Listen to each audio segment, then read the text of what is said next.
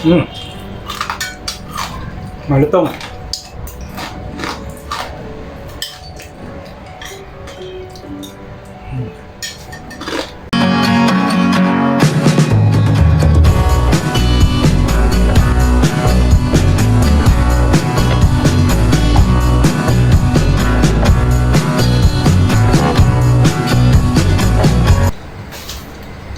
Hello vlog! Welcome to my guys. So ngayon ang lulutin natin ay crispy dinuguan. Ito ay yung mga luto ng mga Ilocano, most especially sa may Ilocos Norte. So malutong na dinuguan. So lang kayo mga kabady at samahan niyo ako sa aking pagluluto. Yan, so ang unang step is magpainit muna tayo ng ating kaldero. Yan. Mas mainit na, lagay na natin yung karne ng baboy. Yan, ganyan lang mga kabady. Igasa natin sa sarili niyang mantika.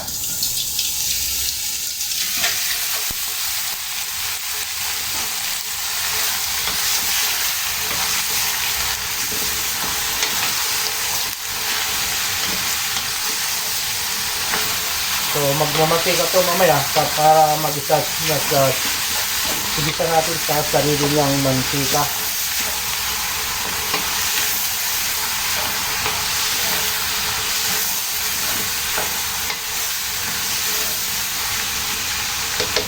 Tapos lagyan din natin ng mga kabady, dahon ng laurel para mabango.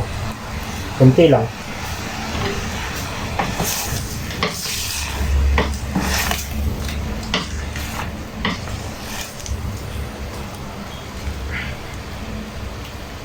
Yan, so hayaan lang natin na magmantika.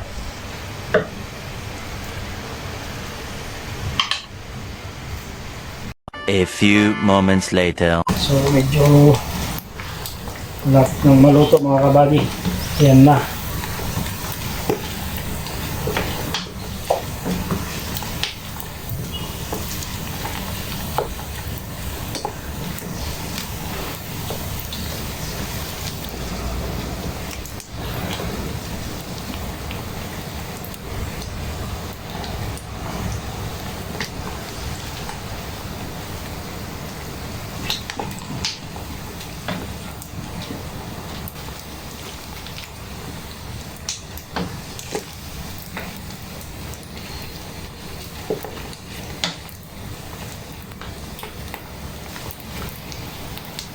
Dapat halo-halin nyo lang mga kabady para hindi magdikit-dikit. Kasi pag hindi mo haluin, magdikit-dikit yung mga taba.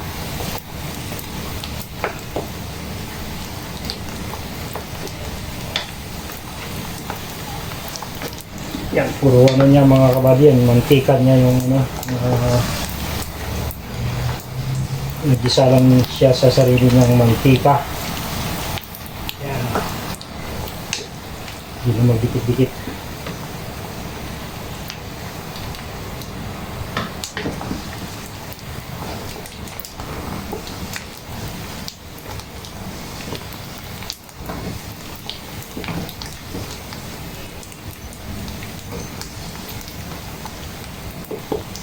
Yan, medyo malutong na mga kabady. Nag-brown na yung karne at mga taba-taba.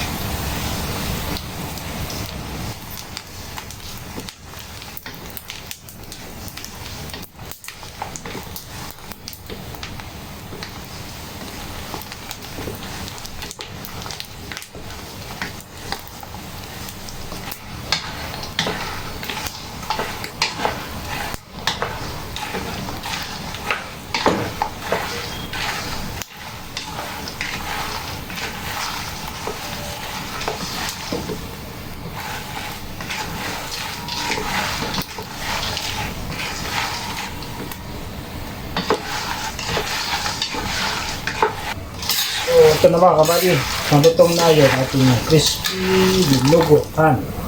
Yum yum yum. Yan, medyo na. Yan. Tapos ang susunod nito is hanguin ko na. Yung dugo naman is separate na lulutuin.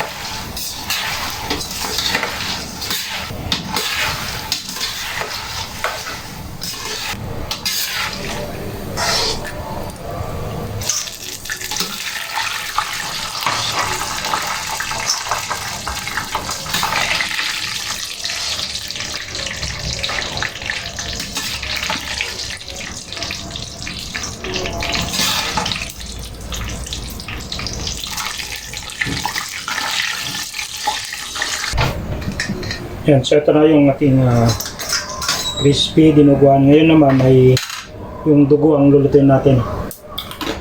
Kalutong. Yan, so ang susunod is itong ano naman ang lulutuin natin, dugo. Lagyan natin ng konting suka. Dato puti, beken naman. Sponsor dyan. Yan, lagyan natin ng suka.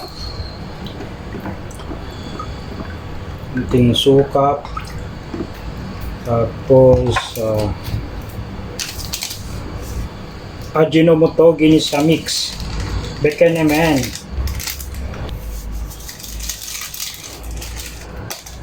Lagyan din natin ng paminta.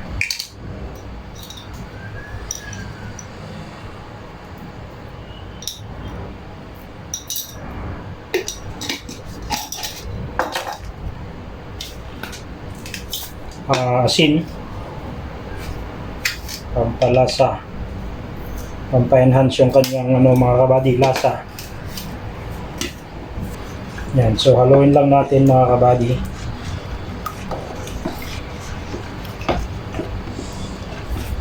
So ngayon lutuin na natin yung dinuguan. So itong gamit ko na kaldero is yung pinaglutuan ko rin ng kanina, ng karne ng baboy. Lagyan natin ng mantika. Ito yung mantika ng kanina, baboy din. Damihan natin ng konti para mas masarap. Yan. Mantika. Yan, painitin muna natin ng konti, mga kabady. Mga kabady, mga gagayen. Yan. Tapos lagyan natin ng konting bawang, yung minced garlic. Pampabango. Katulad ko na mabango. Yan.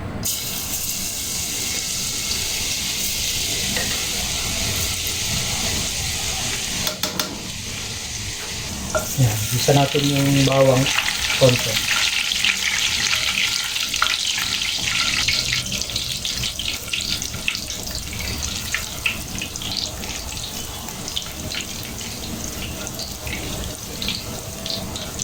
Hintayin natin hanggang maging brown yung bawang. Tapos ilagay na natin yung dugo.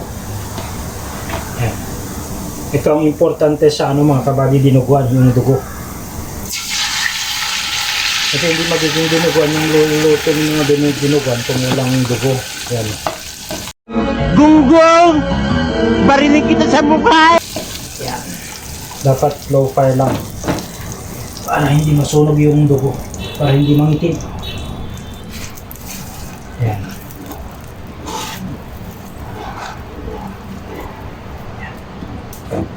Dapat low fire lang. Tapos continuous lang yung paghalo.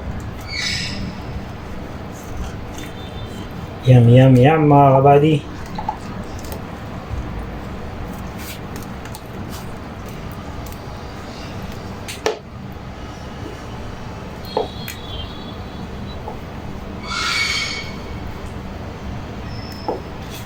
Yan. So, tikman nyo rin mga kabady kung anong lasa ng dugo. Kung walang lasa, dagdagan nyo lang ng asin. Or kung kulang ng asin, dagdagan nyo ng suka. Yan, dapat halo-haloin lang mga kabady. Tuloy-tuloy lang ang paghalo para hindi masunog.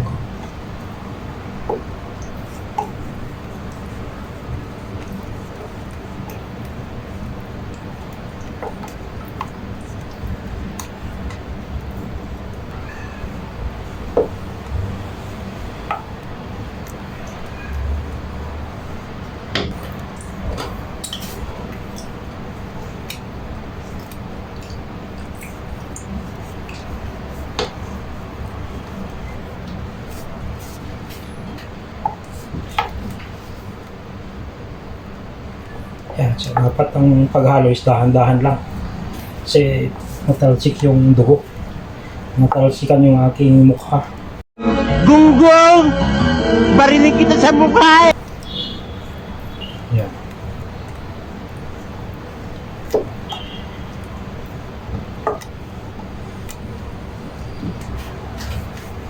So Sarap na mga kabady yung aking crispy dinuguan.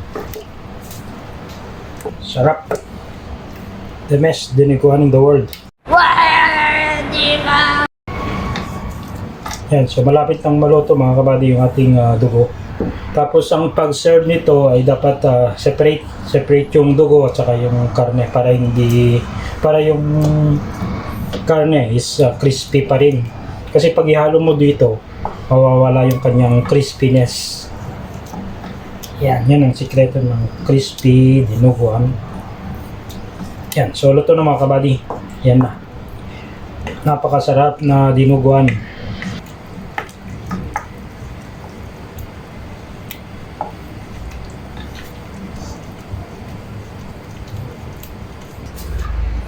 Yan, so ito na mga kabady yung ating crispy dinuguan. Haluin ko lang tapos tikman natin.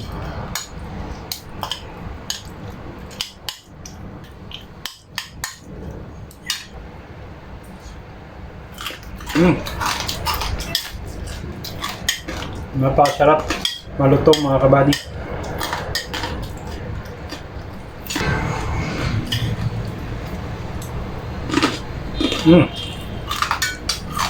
Malutong.